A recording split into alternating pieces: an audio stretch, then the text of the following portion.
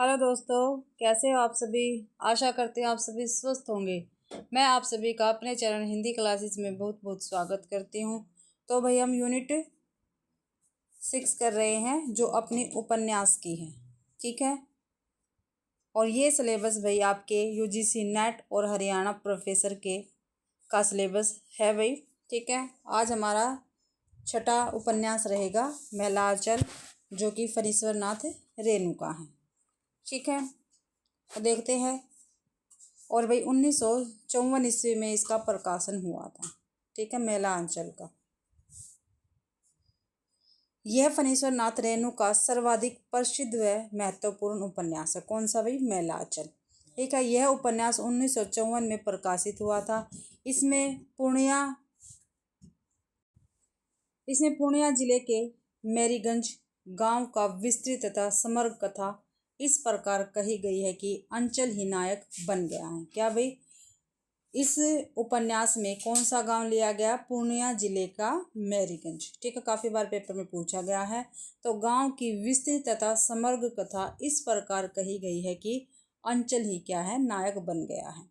इसमें उद्देश्य अंचल की समस्याओं को प्रकाशित करने का ही रहा है। इस जो उपन्यास में है भाई, उद्देश्य क्या रहा है? जो अंचल की समस्याएं हैं, गांव की जो समस्याएं हैं, उसको प्रकाशित करने का ही रहा है।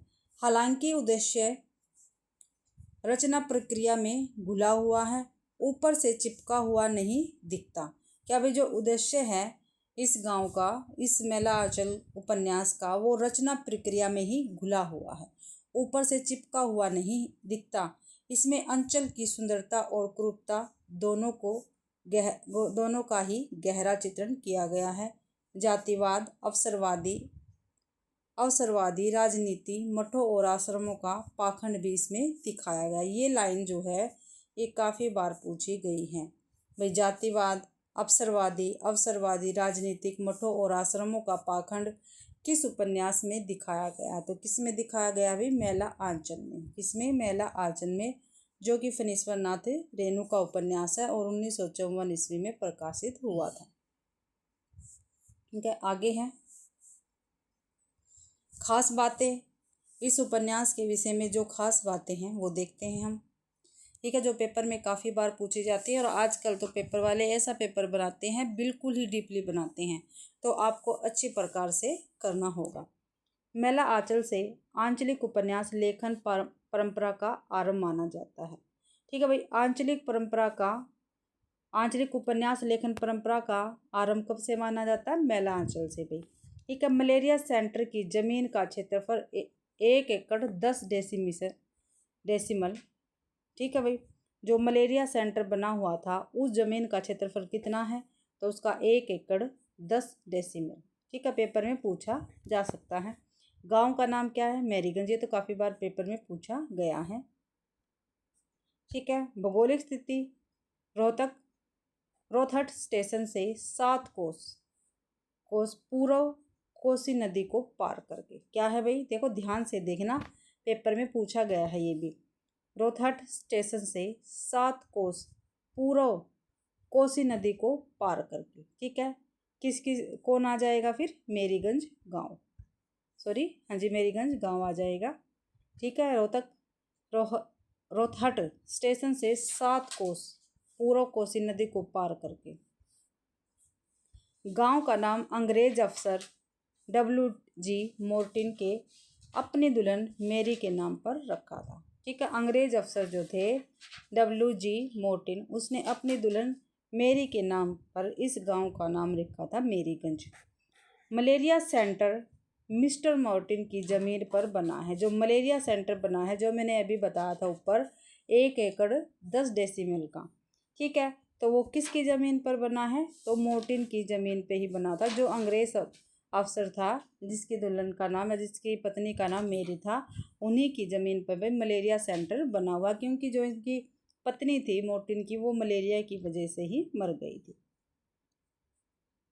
नवाबी तटबन्ना कोसी के किनारे किनारे बहुत दूर तक ताड़ एवं खजूर के पेड़ों से भरा हुआ जंगल है।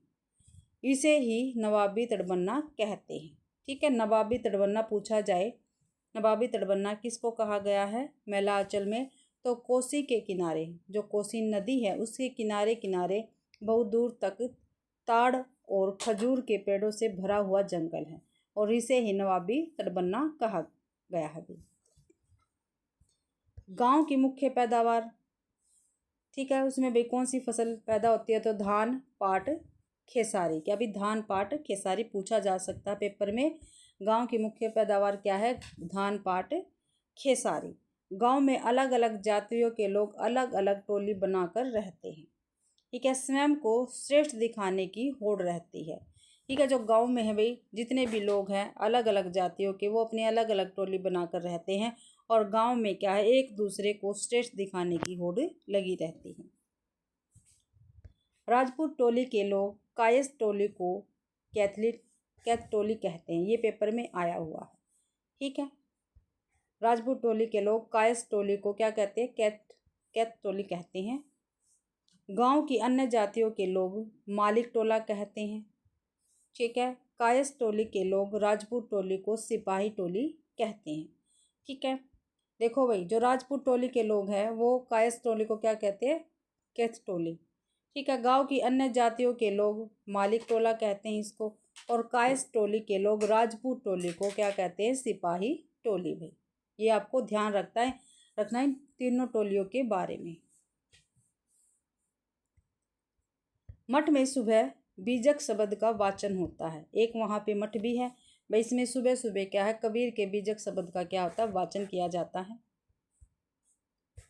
चंदनपट्टी नामक गांव में हुई सभा में बालदेव, बावनदास एवं चुन्नी गुसाई तीनों ने सुराजी में नाम लिखवाए। सुराजी पद से आश्रय स्वराज्य चाहने वाले कांग्रेसों के सदस्यों से है। तो क्या है भाई सुराजी का मतलब, जो स्वराज्य चाहते, स्वतंत्रता पाने वाले कांग्रेस के सदस्यों से है सुराजी पद से आश्रय, ठीक है। और इस सुराजी में किस किस ने नाम लिखवाए हैं, तो बालदेव ने, बावनदास ने और चुन्नी गोसाई ने, तीनों ने भी। और कहाँ पे लिखवाए हैं, किस गांव में सभा हुई थी, तो चंदनपट्टी नामक गांव में। तो चंदनपट्टी नामक गांव में सभा हुई थी और उस सभा के अंतर्गत वही बालदेव, बावनदास और चुन्नी गोसाई ने सुराजी पद में क्या है, अपने नाम लिखवाए थे। और सुराजी पद क्या है, स्वराज चाहने वाले कांग्रेस के सदस्य, ठीक है, जो स्वतंत्रता चाहते हैं। चौथकी नामक चरित्र तुलसी की चौपाई का उल्लंघन करता है। क्या भी एक चौथकी नामक चरित्र भी दिया गया है इस उपन्यास में, वो क्या है, जो तुलसी की चौपाई है उसका उल्लंघन करता है, ठीक है। नदी चली भरी उतराई, जस थोड़े धन खल बोराई। तो ये कहता है वो, ये क्या है, शूद्र। उपन्यास दो खंडों में विभाजित किया गया। जो मैला आंचल उपन्यास है ये दो खंडों में, कितने खंडों में, दो खंडों में पेपर में पूछा जा सकता है, ठीक है। इसमें प्रथम खंड को 44 परिच्छेदों में एवं दूसरे खंड को 23 परिच्छेदों में बांटा है।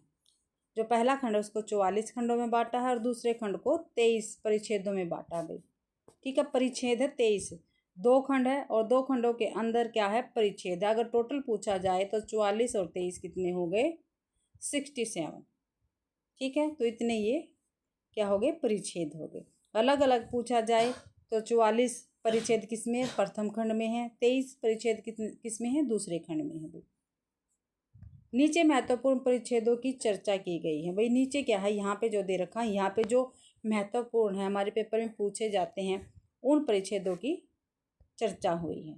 पहले खंड के परिच्छेद, ठीक है, जो पहले खंड में परिच्छेद है कितने हैं, 44। उसमें से 11वें परिच्छेद में है सुरगा सदा ब्रज की कथा का जिक्र हुआ। पहले खंड के परिच्छेद 11 में सुरंगा सदा ब्रज की कथा का जिक्र हुआ। भाई सुरंगा सदा ब्रज की कथा का जिक्र कौन से परिच्छेद में हुआ है, तो 11वें में हुआ है। कौन सा खंड है, पहला खंड है। आजकल इनसे पेपर बहुत ज़्यादा बन रहे हैं। खंड 1 के परिच्छेद 15 में लोरिक या कुंवर विजयभान एवं विद्यापत नृत्य का जिक्र। विद्यापत नृत्य में बीच में विद्यापति का गीत अरे अपजस होइत जगत भरी हो, क्या भी अरे अपजस होइत जगत भरी हो गाया जाता है। कौन से परिच्छेद में गाया जाता है, 15वें में। और खंड कौन सा है, 1 भाई।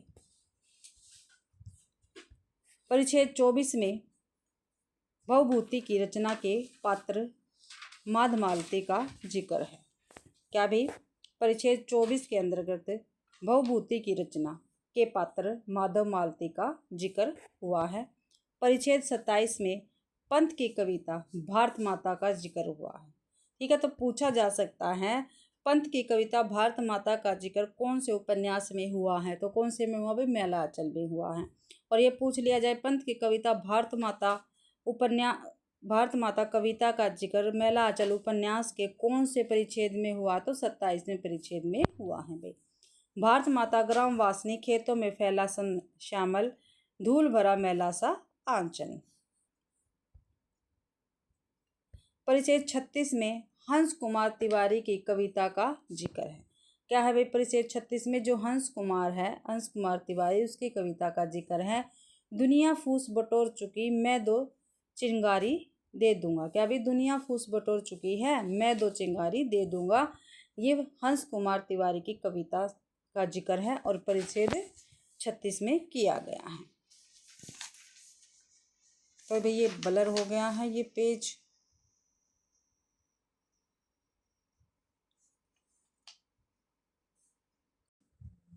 तो भाई आगे हैं परिच्छेद 37 में वर्षा के देवता माने जाने वाले इंद्र को रिझाने के लिए महिलाओं द्वारा जाट जटनी खेल खेला जाता है। यह खेल पुरुष नहीं देख सकते। ठीक है, तो पूछा जा सकता है जाट जटनी खेल कौन से परिच्छेद में आया? मैला आंचल के, तो 37 में। ठीक है, और कौन से देवता को रिझाने के लिए? इंद्र देवता को रिझाने के लिए। और ये जो खेल है सिर्फ भाई महिलाओं के द्वारा किया जाता है, पुरुष इसको नहीं देख सकता, जाट जटनी खेल को ध्यान रखना है आपको। परिच्छेद 39 में संथाल टोली और अन्य में हुए हिंसक संघर्ष में संथाल तीर से जो अन्य भाला और गुलेल से लड़ते हैं, इसी संघर्ष में तहसीलदार हरगोरी सिंह मारा जाता है। ठीक है भाई, पूछा जा सकता है तहसीलदार हरगोरी सिंह कौन से परिच्छेद में मारा जाता? तो 39 परिच्छेद में मारा जाता है। क्यों मारा जाता है? संथाल टोली और अन्य में हुए हिंसक संघर्ष में जो संथाल के द्वारा तीर और अन्य भाला और गुलेल से लड़ते हैं, उनके द्वारा इसे मारा जाता है। ठीक है, राजबल्ली महतो हारमोनियम बजाता है। जो राजबल्ली महतो है वो क्या बजाता है भाई? हारमोनियम बजाता है। पूछा जाता है हारमोनियम कौन बजाता है? तो राजबल्ली महतो बजाता है। किसी भी प्रकार से क्वेश्चन पूछा जा सकता है घुमा फिरा के। स्वराज मिलने के उत्सव में निम्न में कार्यक्रम तय होता है। बलवाही, विदेशिया, कमला एवं महमदिया की नौटंकी कंपनी, धमदाहा, सकरपुर का विदापद, बसगड्डा की बलवाही, ओराही हिंगना की भटियाली भक्ते। तो ये क्या स्थान इसमें आए गए? पूछा जा सकता है कौन कौन स्थान मैला आंचल में आए हैं। दूसरे खंड के परिच्छेद 18 में गांधी जी की हत्या का जिक्र है। ठीक है, गांधी जी की हत्या का जिक्र कहाँ पे है? उपन्यास के परिच्छेद 18 में। और खंड कौन सा है? दूसरा पे। ठीक है, परिच्छेद 20 में नागर नदी के भारत पाकिस्तान के बीच सीमा रेखा होने का जिक्र है। ठीक है, वर्तमान में क्या है? ये बांग्लादेश है। ठीक है भाई, ध्यान रखना है आपको। कौन सी सीमा का जिक्र कहाँ पे है? परिच्छेद 20 में है, दूसरे खंड की में गई। कमली और डॉक्टर प्रशांत के पुत्र का नाम ममता कुमार नीलोत्पल या नीलू रखती है। ये ममता कौन है? डॉक्टर ममता है। ठीक है, यही क्या है? कमली और डॉक्टर प्रशांत के पुत्र का नाम रखती है और क्या रखती है? नीलोत्पल, और इसको नीलू कहते हैं। अब हमारे पात्र में मुख्य पात्र है डॉक्टर प्रशांत है मुख्य पात्र में। ठीक है, कौन है? डॉक्टर प्रशांत है। उपन्यास का केंद्रीय पात्र है। असल माता पिता अज्ञात है। उपाध्याय परिवार को एक हांडी के भीतर कोसी नदी में तैरते हुए मिला था। ठीक है, स्नेहमयी नाम की बंगाली डॉक्टरनी पालन पोषण करती है। ठीक है, तो कौन डॉक्टर प्रशांत का पालन पोषण करती है? तो स्नेहमयी। क्या नाम है इनका? स्नेहमयी। और कौन सी जाति से बिलोंग करती है? बंगाली से। और क्या है? डॉक्टर है ये भी। अब जो प्रशांत है, ठीक है, जो प्रशांत है वो बनारस हिंदू विश्वविद्यालय से ISC पास करने के बाद पटना मेडिकल कॉलेज में दाखिला लिया। ठीक है, प्रशांत ने भाई ISC पास करने के बाद पटना मेडिकल कॉलेज में क्या लिया था, दाखिला लिया था। ठीक है, विदेश जाने की स्कॉलरशिप ठुकरा कर पूर्णिया के पूर्वी अंचल में मलेरिया एवं काला आचार पर शोध करता है। ठीक है, कहाँ पर फैला हुआ है मलेरिया और काला आचार? पूर्णिया के पूर्वी अंचल में। कमली का प्रेमी है, कमली को प्रेम से राजकमल कहता है। क्या कहता है डॉक्टर प्रशांत भाई कमली को? राजकमल। विश्वनाथ प्रसाद कायस टोली का मुखिया है। राजा पारबंगा का मीनापुर सक्रियल का तहसीलदार है। कहाँ का भी? राजा पारबंगा का मीनापुर सर्किल का तहसीलदार है। 1000 बीघा जमीन का काश्तकार है। क्या भी? 1000 बीघा जमीन का काश्तकार भी है ये। बाद में तहसीलदारी से इस्तीफा देकर कांग्रेस में शामिल हो जाता है। कौन भाई? विश्वनाथ प्रसाद। बालदेव कांग्रेस का कार्यकर्ता है। ठीक है, स्वराजी स्वराज यानी स्वराजी क्या था, अभी पीछे बताया था ना, स्वराज का समर्थक है। चंदनपट्टी नामक गांव का रहने वाला है। ठीक है, 2 साल जेल में रहा। खादी पहनता है और मिलने पर जय हिंद का उच्चारण करता है। भाई थोड़ा ब्लर है, आप इसको देख लेना। फिर है बावन दास। बावन दास कौन है? ये भी कांग्रेस का कार्यकर्ता है। स्वराजी स्वराज्य का समर्थक है ये भी। बौने कद का व्यक्ति है। कौन है बौने कद का व्यक्ति? बावन दास। घोर नैतिकतावादी है। एक बार चंदे के पैसे से जलेबियां खा लेने के बाद 2 दिन तक उपवास करके प्रायश्चित किया था। कितने दिन तक भी? 2 दिन तक उपन्यास करके प्रायश्चित किया था इसने। आगे है भाई, कपड़े, चीनी एवं सीमेंट को अवैध रूप से पाकिस्तान ले जाने का विरोध करते हैं। कौन करता है भाई? बावन दास करता है।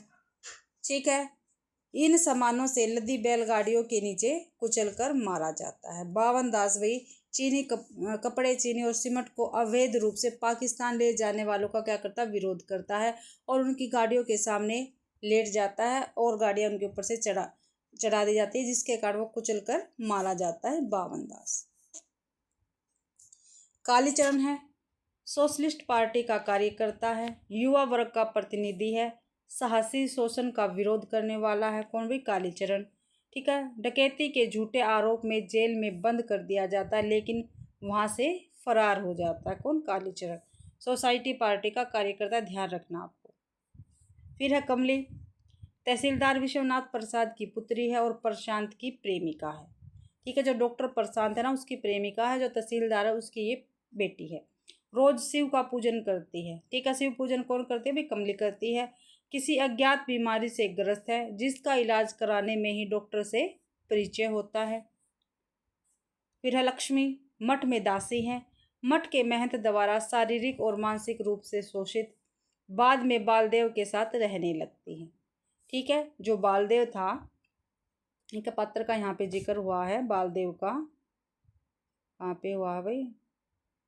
ये रहा बालदेव का। ठीक है, जो 2 साल जेल में रहा था और सुराजी है और कांग्रेस का कार्यकर्ता, खादी पहनता और मिलने पर क्या करता? जय हिंद का उच्चारण करता बालदेव। ठीक है, फिर ये बाद में क्या है? लक्ष्मी उसी के साथ रहने लगती है। महंत सेवादास है।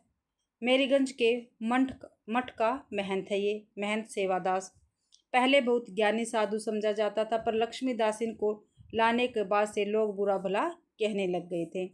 प्यारू, काफ़ी बार पेपर में पूछा गया है। 2024 में भी ये UGC नेट में पूछा गया था पात्र प्यारू। ठीक है, डॉक्टर प्रशांत का सहायक है। पहले रोहतहट स्टेशन में एक होम्योपैथिक डॉक्टर के यहाँ 5 साल तक नौकरी कर चुका है। रोदी बुढ़ा, ये है थर्ड जेंडर है। दही बेचने का काम करता है। चाल चलन और बोलने का तरीका औरतों की तरह है। किसका? रोदी बुढ़ा। लर सिंह दास मठ में आचार्य गुरु के आगे का संदेश लेकर आता है, परंतु लोभ में आकर मेहनती पाने की कोशिश करने लगता है। सुमूर्ति दास बेतार की खबर उपनाम से जाना जाता है। बेतार की खबर उपनाम से कौन जाना जाता है भाई? सुमृति दास। तहसीलदार विश्वनाथ की रोटियां गवाह है।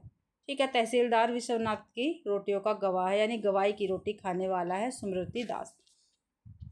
पार्वती की माँ अधेड़ उम्र की स्त्री जिसको गांव वाले डायन मानते हैं। ठीक है, जो पार्वती की माँ है वो क्या अधेड़ उम्र की स्त्री है, और गांव वाले उसको क्या कहते हैं, डायन मारते हैं। हीरू, ये भी एक इसमें मेरीगंज ये क्या मेलाचल में क्या एक पात्र है हीरू। ठीक है, ये नामक पात्र चरित्र इसी शक में उसकी हत्या कर देता है, किसकी, पार्वती की माँ की। चरित्र कर्मकार, ये क्रांतिकारी है, सोशलिस्ट पार्टी का सदस्य भी है, बम पिस्तौल और बंदूक चलाने में माहिर है। चुन्नी गोसाई बालदेव और बावनदास के साथ सुराजी बना था, बाद में सोशलिस्ट पार्टी में शामिल हो जाता है। अब इसमें गौण पात्र हैं, रामदास, ठाकुर राम कृपा सिंह, खेलावन यादव, ज्योतिषी काका, मंगला, आभा रानी, फुलिया, राम प्यारिया, वासुदेव, तहसीलदार हरगोई, WG मार्टिन, सोमा जट खलासी, राम किशन बाबू, नीलोत्पल कौन है, कमली और डॉक्टर प्रशांत का बेटा, रामायण, राम नारायण उथोजी भगत, रामबरण केथड़ी, सतकोड़ी, उचित दास, गंगा प्रसाद यादव, सनिया भरमू, राजो लक्ष्मीदास, नारदास, ठीक है, कलश महंतो, गांधी जी, पंडित नेहरू, राजेंद्र प्रसाद, देवनाथ मलिक, सोनाई यादव, मंजू महतो, जालिम सिंह और हरखू तेली, नागा बाबा, भोला बाबू आदि भाई। फिर है भाई इसकी कथा वस्तु, मेला आंचल की कथा वस्तु है। ठीक है, कथा वस्तु में मेरीगंज और उसके आसपास के क्षेत्र में घट रही घटनाओं के साथ साथ रेणु उस समय के भारत में घट रही घटनाओं और उन घटनाओं पर ग्रामवासियों की प्रतिक्रिया भी दर्ज करते हैं। गांव जाति के आधार पर कई टोले में बांटा हुआ है, जिनमें आपस में क्या है, प्रतिस्पर्धा और वैमनस्य व्याप्त है। राजनीतिक रूप से भी सक्रिय पात्र उपन्यास में है। बालदेव जहां कांग्रेस का कार्य करता है, वही कालीचरण सोशलिस्ट पार्टी का। देश की राजनीति के अतिरिक्त गांव की अपनी राजनीति भी चलती है। कथा वस्तु है भी उपन्यास की। अंग्रेज अफसर मोर्टिन ने अपनी पत्नी मेरी के नाम पर इस गांव का नाम मेरीगंज कर दिया था, लेकिन यहां आते ही उसकी पत्नी की मलेरिया से मृत्यु हो गई थी। मोर्टिन की दी हुई जमीन पर मलेरिया और काला आचार के निदान हेतु रिसर्च सेंटर बनता है, यानी मेडिकल बनता है, और उसमें डॉक्टर के रूप में आते हैं डॉक्टर प्रशांत। रिसर्च करते हुए प्रशांत का संपर्क तहसीलदार विश्वनाथ प्रसाद की बेटी कमली से होता है और दोनों को एक दूसरे से प्रेम हो जाता है। गांव में एक कबीरपंथी मठ भी है, जिसका मुखिया महंत सेवादास है। ठीक है, और कबीर जो मठ है इसमें क्या है, कबीरदास के क्या है गीत चलते हैं। 50 वर्ष की उम्र में, कितनी है सेवादास की उम्र, 50 वर्ष। ठीक है, जो मठ का क्या है, मुख्य महंत है। दासी बनाकर 50 की उम्र में सेवादास दासी बनाकर लक्ष्मी को मठ पर रख लेता है। किसको रखता है मठ पर, लक्ष्मी को। महंत लक्ष्मी के साथ जबरन यौन संबंध भी बनाता है, और वह भी जब वह 15 साल की थी। कितने साल की थी, 15 साल की बच्ची थी। इस तरह रेणु धर्म के नाम पर होने वाले कुकर्मों की पोल पट्टी भी खोलते हैं। बालदेव और बावनदास कांग्रेस के कार्यकर्ता और स्वराज्य के इच्छुक है। दोनों महात्मा गांधी के अनुयायी भी है। गांधी तत्कालीन समय में देश में होने वाली घटनाओं में सक्रिय रूप से उपस्थित थे। उपन्यास में गांधी का जिक्र बार बार किया जाता है। गांधी हत्या का जिक्र भी उपन्यास में है। रेडियो में हत्या की खबर सुनकर कमली सबको बताती है, और ये सुनकर सभी पात्रों की रुलाई फूट पड़ती है। गांधीवाद से प्रभावित बावनदास स्वतंत्रता के पश्चात चोरी छिपे सिमट और चीनी से लदी पाकिस्तानी जाति गाड़ी के सामने लेटकर प्राण उत्सर्ग कर देता है। उपन्यास में यह भी दिखाया गया कि किस तरह आज़ादी से पहले अनैतिक और अवैध काम करने वाले आज़ादी के बाद तक नेता का छद्म रूप धरकर बड़े बड़े पदों पर बैठ जाते हैं। इस तरह यह संपूर्ण उपन्यास छोटी छोटी घटनाओं से मिलकर बना है। कुल मिलाकर अंचल की समस्याओं का परिचय देते हुए गांव वालों में परस्पर राग द्वेष, छोटे छोटे षड्यंत्र, जातिवाद, अफसरशाही और अवसरवादी राजनीति के दोहरे चरित्र को दिखाते हुए मेला आंचल हमारे सामने आता है भाई। तो ये मेला आंचल की क्या थी, कथा वस्तु थी भाई, जिससे हमें क्या है अपने उपन्यास का सारांश पता लग गया। ठीक है, आगे हम देखते हैं। आगे भी प्रमुख उदाहरण है, ठीक है, जो पेपर में हमेशा ही पूछे जाते हैं। ठीक है, तो देखते हैं। ये भूमिका से है इनका। पहला, इसमें फूल भी है, सूल भी है, धूल भी है, गुलाब भी है, कीचड़ भी है, चंदन भी है, सुंदरता भी है, कुरूपता भी है, मैं किसी से दामन बचाकर निकल नहीं पाया हूँ। ये फणीश्वरनाथ रेणु जी का कथन रहेगा। ठीक है, और ये भूमिका से है और भूमिका अक्सर पेपर में पूछी जाती है। प्रमुख उदाहरण है, ध्यान रखना पेपर में बिल्कुल पूछे जाते हैं, 100% पूछे जाते हैं। लेकिन गांव की पंचायत क्या है, पुरैनिया कचेरी के रामू मोदी की दुकान है, सभी अपनी बात पहले कहना चाहते हैं, सब एक ही साथ बोलना चाहते हैं, बातें बढ़ती जाती है और असल सवाल बातों के बवंडरों में दबा जा रहा है। यह अस्पताल अभी तो नहीं मालूम होगा, जब कुएं में दवा डालकर गांव में हैजा फैलाएंगे तो समझना, शिव हो शिव हो। ये देखते हैं किसके उदाहरण है, आगे आएगा।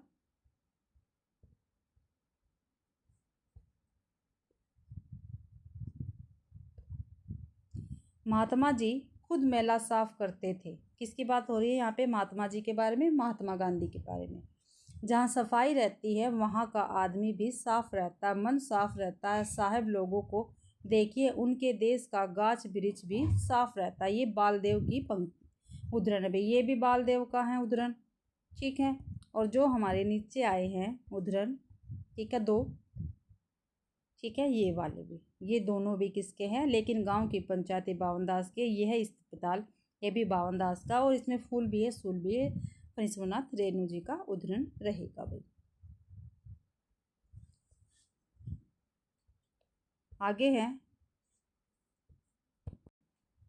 अगला उदाहरण है भाई, अंधा आदमी जब पकड़ता है तो मानो उसके हाथों में मगरमच्छ का बल आ जाता है।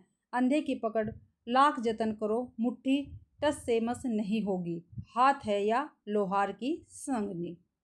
ठीक है, सडनी है भाई, सड़सी है, सॉरी। रुपया को बजाकर देखा जाता है और आदमी को एक ही बोली से पहचाना जाता है। नीचे पता चल जाएगा किसके उदाहरण है ये। जाति बहुत बड़ी चीज है, जात पात नहीं, मानने वालों की भी जाति होती है। भावुकता का दौरा भी एक खतरनाक रोग है। क्या भी, भावुकता का दौरा भी एक खतरनाक रोग है। काफ़ी महत्वपूर्ण पंक्ति है ये। किसकी है, डॉक्टर प्रशांत की। जितने भी अब तक आए हैं बावनदास के बाद, ये प्रशांत की है। गांव के लोग बड़े सीधे दिखते हैं, सीधे का अर्थ यही अपढ़, अज्ञानी और अंधविश्वासी हो तो वास्तव में सीधे है। जहाँ तक सांसारिक बुद्धि का सवाल है, वे हमारे और तुम्हारे जैसे लोगों की दिन में 5 बार, हम आपको जैसे तुम्हारे और हमारे जैसे लोगों को दिन में 5 बार ठग लेंगे। कितने बार बताया है, 5 बार। ठीक है, सीधे साधे लोगों के विषय में बताया यहाँ पे। और तारीफ यह है कि तुम ठगी जाकर भी उनकी सरलता पर मुग्ध होने के लिए मजबूर हो जाओगे। ठीक है, तो ये उदाहरण डॉक्टर प्रशांत के हैं भी। देखो, यहाँ तक तो बलदेव के थे। अंधा आदमी जब पकड़ता है, ये प्रशांत का है। रुपया को बजाकर देखा जाता है, जाति बहुत बड़ी चीज़ है, ये भी प्रशांत का है और ये काफ़ी महत्वपूर्ण है। भावुकता का दौरा भी एक खतरनाक रोग है, डॉक्टर प्रशांत का है। और गांव के लोग बड़े सीधे दिखते हैं, ये भी डॉक्टर प्रशांत का ही उदाहरण रहेगा। आगे है, तुम्हारे विद्यापति के गान हमारी टूटी झोपड़ियों में जिंदगी के मधुरस बरसा रहे हैं। ओ कवि, तुम्हारी कविता ने मचलकर एक दिन कहा था, चलो कवि बन फूलों की ओर। क्या है भाई, चलो कवि बन फूलों की ओर। काफ़ी महत्वपूर्ण है ये भी उदाहरण। जवानी की सुंदरता आग लगाती है और बुढ़ापे की सुंदरता स्नेह बरसाती है। क्या भी, जवानी की सुंदरता तो है जो आग लगाती है और बुढ़ापे की सुंदरता स्नेह बरसाती है। आगे आएंगे किसके उदाहरण मैं आपको बताती रहूँगी साथ साथ। महंगी पड़े या अकाल हो, क्या भी, महंगी पड़े या अकाल हो, पर्व त्यौहार तो मनाया ही होगा। और होली फागुन महीने की हवा ही बावरी होती है। आसिल कार्तिक के मलेरिया और काला आचार से टूटे हुए शरीर में फागुन की हवा संजीवनी फूंक देती है। आगे है, सरकारी उर्दी को रंग देने से जेल की सजा होती है। डॉक्टर सरकारी आदमी है, बाहरी आदमी है, वह गांव के समाज का नहीं है। वैसे ही राज आज कांग्रेस का है। लीडर बने हैं सभी कल के गीदड़, जोगी जी सर्र। चरखा कातो खद्दड़ पहनो, क्या भी चरखा कातो खद्दड़ पहनो, रहे हाथ में झोली, दिन दहाड़े करो डकैती, बोलो सुराजी बोली। काफ़ी महत्वपूर्ण कथन है भैया, यानी उद्धरण है। गावत गांधी राग मनोहर, चरखा चलावत बाबू राजेंद्र, गुंजल भारत अमहाई रे, होरिया आई फिर से, वीर जामिर शान हमारो, जयप्रकाश जैसो भाई रे, होरिया आई फिर से। ये भी मेला आंचल से ही है। अब वह यह मानने को तैयार है कि आदमी का दिल होता है, शरीर को चीर फाड़ कर जिसे हम नहीं पा सके वह हार्ट नहीं, वह अगर अगोचर जैसी चीज़ है जिसमें दर्द होता है लेकिन जिसको दवा एडिलिन नहीं, उस दर्द को मिटा दो, आदमी जानवर हो जाएगा। दिल वह मंदिर है जिसमें आदमी के अंदर का देवता वास करता है। किसमें भाई? दिल में। आगे है, और ये सभी बातें भाई डॉक्टर प्रसाद कालीचरण की है। किसकी है? कालीचरण की है। जितने भी ये उद्धरण ऊपर मैंने पढ़ाए हैं आपको, ये सभी कालीचरण के हैं, और 2-3 यहाँ पे भी है, वो भी हम करते हैं। प्रत्येक इतिहास पर गौरव करने वाले युग में पले हुए हर व्यक्ति को अपने खानदान की ऐसी कहानी चाहिए जिसके उजाले से वह दुनिया को चकाचौंध पैदा कर दे। ठीक है, ये बावनदास की है भाई। धरती माता अभी श्रवण अचल है, गेहूं की सुनहली पालियों से भरे हुए खेतों में पूर्व हवा लहरें पैदा करती है। सारे गांव के लोग खेतों में हैं, मानो सोने की नदी में कमर भर सुनहले पानी में सारे गांव के लोग क्रीड़ा कर रहे हैं। सुनहली लहरें, ताड़ के पेड़ों की पंक्तियां, झरबेली का जंगल, कोठी का बाग, कमल के पत्तों से भरे हुए कमला नदी के गड्ढे। लड़की की जात बिना दारू के ही आराम हो जाता है। ये भी काफ़ी महत्वपूर्ण पंक्ति है भाई। लड़की की जात बिना दवा दारू के ही आराम हो जाता है। मौसी ने जब जुगल जोड़ी देखी तो उसके हाथ स्वयं ही आंचल के खूंटे पर चले गए। क्या भी? मौसी ने जब जुगल जोड़ी देखी तो उसके हाथ स्वयं ही आंचल के खूंटे पर चले गए। ये कालीचरण की भी सभी पंक्तियाँ। मैं आप लोगों को मीठी बातों में भुलाना नहीं चाहता, वह कांग्रेसी का काम है, मैं आग लगाना चाहता हूँ। ये कालीचरण का भी उद्धरण है। तो जब तक मैंने देखो आपको इसके कालीचरण के उद्धरण यहाँ से लेकर, ठीक है, ये रहा, एक मिनट, देखो ये रहे, ये कालीचरण के। तुम्हारे विद्यापति के गाने, जवानी की सुंदरता आग लगाती है, महंगी पड़े या अकाल हो। ठीक है, सरकारी उर्दी को रंग देने से जेल की सजा होती है। वैसे ही राज कांग्रेस का है, लीडर बने हैं सभी कल के गीदड़, चरखा काटो खद्दड़ पहनो। ठीक है, गावत गांधी राग, अब वह यह मानने को तैयार है कि आदमी का दिल होता है। ठीक है, और ये वाले, ये सभी किसके थे? कालीचरण के कथन है, यानी उद्धरण रहेंगे भाई। आगे है, ये प्रशांत के रहेंगे, जो अंदर ही अंदर जो प्रशांत सोचता है वो है, और ये पेपर में पूछे गए हैं।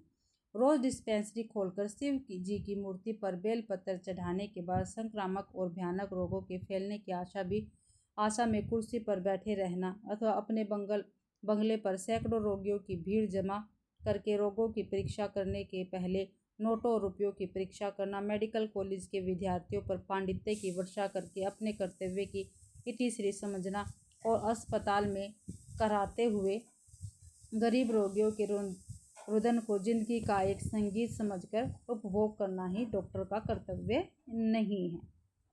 डॉक्टर प्रशांत का कथन है भैया, एक असहाय औरत देवता के संरक्षण में भी सुख चैन से नहीं सो सकती। ये भी डॉक्टर प्रशांत का ही है।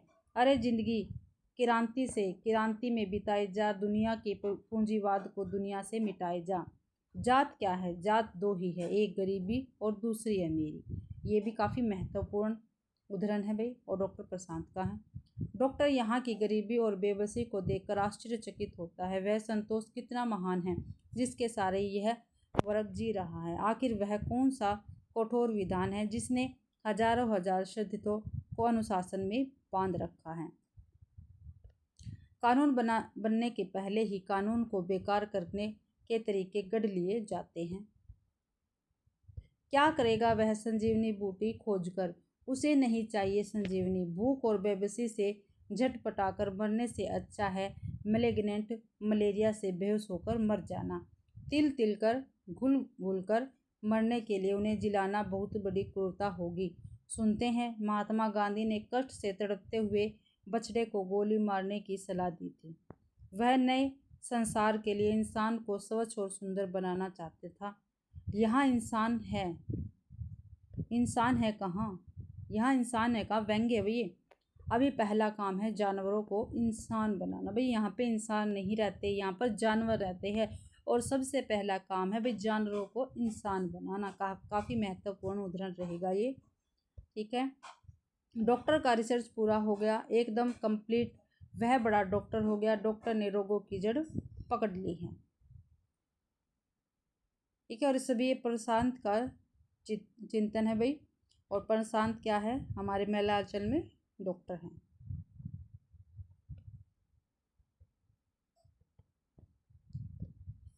गरीबी और जहालत इस रोग के दो कीटाणु हैं। तो क्या बताएं इस रोग के दो कीटाणु? गरीबी और जहालत। जहाँ का आदमी जी का करेगा क्या? ऐसी जिंदगी पशुओं से भी सीधे ये इंसान पशु से भी ज़्यादा खूंखार। ये पेट यही इनकी बड़ी कमजोरी है। मौजूदा सामाजिक न्याय विधान ने इन्हें अपने सैकड़ों बाजुओं में जकड़कर ऐसा लाचार कर रखा है कि ये चूं तक नहीं कर सकते, फिर भी ये जीना चाहते हैं। ठीक है, जो डॉक्टर प्रशांत है, जो गांव में कहानियां, जो बातें घट रही है उनके विषय में सोचने लग रहा है। एक और ये सभी उदाहरण है किसके? डॉक्टर प्रशांत के। यह डॉक्टर तो सुनते हैं कि जर्मन वाला का आदमी है। चौथकी जी ठीक ही कहते थे, जर्मन वाला का CID है यह डॉक्टर। यहाँ के लोगों को सुई भोंककर कमज़ोर करने का काम करता था। कुआं में दवा डालकर सचमुच में हैजा फैलाया। जर्मन वाला का एक पार्टी है, यहाँ कमसिन कोम नीसी पार्टी सुनते हैं, उसी पार्टी का आदमी है। नागर को एक बहुत बड़ा गवाह बनाया दोनों देश वालों ने। नागर नदी ही सीमा रेखा है, एक किनारा हिंदुस्तान, दूसरा किनारा पाकिस्तान। 52 ने 2000 देशों की, ठीक है, 52 ने जो 2000 देशों की हिंदुस्तान और पाकिस्तान की ईमानदारी को, इंसानियत को बस 2 डेग में ही नाप लिया। ये भी काफ़ी महत्वपूर्ण उदाहरण है भाई, पूछा जा सकता है। नागर नदी के बीच में पहुंचकर पाकिस्तान के पुलिस अफसर साहब ने कहा, नदी में ही डाल दो, इसकी झोलवी को उस पार दरख्त से लटका दो जल्दी। नागर की धारा ठहात कलकत्ता उठी। सिपाही खंजड़ी को पानी में फेंकते हुए कहता है, डमरू बजा के रघुपति राघव गाते रहो। क्या भी? डमरू बजा के रघुपति राघव गाते रहो। डॉक्टर प्रशांत जी का ये चिंतन रहेगा, यानी उदाहरण रहेगा। तुम्हारी किताबों ने मुझे बहुत कुछ सिखाया, मुझे कितना बड़ा सहारा मिला तुम्हारी किताबों से, लेकिन अब एक नई किताब चाहिए जिसके पृष्ठ पृष्ठ में लिखा हुआ हो कमला। क्या भाई? कमला। विश्वास करो, डरो मत, जो होगा मंगल में होगा। ये भी किसका? प्रशांत का। आगे है लेबोरेटरी, विशाल प्रयोगशाला, ऊंची चाहत दीवारी में बंद प्रयोगशाला, साम्राज्य लोभी शासकों की संगिनों के साय में वैज्ञानिकों के दल खोज कर रहे हैं, प्रयोग कर रहे हैं। गंजी खोपड़ियों पर लाल हरी रोशनी पड़ रही है। मारात्मक विध्वंसक और सर्वनाश शक्तियों के सम्मिश्रण से एक ऐसे बम की रचना हो रही है जो सारी पृथ्वी को हवा के रूप में परिणत कर देगा। एटम ब्रेक कर रहा है, मकड़ी के जाल की तरह। चारों ओर एक महा अंधकार, सब वास, प्रकृति, पुरुष, अंडपिंड, मिट्टी और मनुष्य के शुभ चिंतकों की छोटी अंधेरे में टटोल रही है। अंधेरे में वे आपस में टकराते हैं। वेदांत, भौतिकवाद, सापेक्षवाद, मानवतावाद। हिंसा से जर्जर प्रकृति रो रही है। विधाता की सृष्टि में मानव ही सबसे बढ़कर शक्तिशाली है, उसको पराजित करना असंभव है। प्रचंड शक्तिशाली बमों में भी इन्हीं पागलों आदमी आदमी है, गिनी पिंग है, सवारी ऊपर मानुस है। तो ये प्रशांत का चिंतन था भाई। ये है कलीमुद्दीन घाट पर चेथरिया पीर में किसी ने मानत करके एक चितरा और लटका दिया। ये लास्ट का उदाहरण रहेगा। तो इसी के साथ भी जो हमारा मैला आंचल उपन्यास है वो कंप्लीट होता है। ठीक है, मैंने आपको मैला आंचल के विषय में महत्वपूर्ण उदाहरण है वो बता दिए, इसके पात्र बता दिए, कथासार बता दिया है। ठीक है, और जो इसमें प्रमुख था मैंने वो बता दिया है। ठीक है, जितनी भी महत्वपूर्ण बातें थी मैंने वो आपको इसके विषय में बता दिया है। तो आशा करती हूँ भाई आप सभी को जो ये उपन्यास है ये काफ़ी पसंद आया होगा। ठीक है, पसंद आया होगा भाई उपन्यास। ठीक है, अगर आप सभी को मेरी क्लास पसंद आती है तो प्लीज़ मेरी क्लास को ज़्यादा से ज़्यादा शेयर करें, लाइक करें और कमेंट करना तो आप बिल्कुल भी ना भूलें भाई। इसी से मेरे को पता चलता है कि आपको मेरा पढ़ाया समझ आता है या नहीं। ठीक है, मेरा चैनल नया तो प्लीज़ मेरे चैनल को भी सब्सक्राइब करना ना भूलें। और मैंने एक टेलीग्राम चैनल बना रखा है जहाँ पर मैं अपने PDF शेयर करती रहती हूँ, तो प्लीज़ आप उसको भी ज्वाइन कर लें। आप सभी का मेरी क्लास देखने के लिए बहुत बहुत धन्यवाद।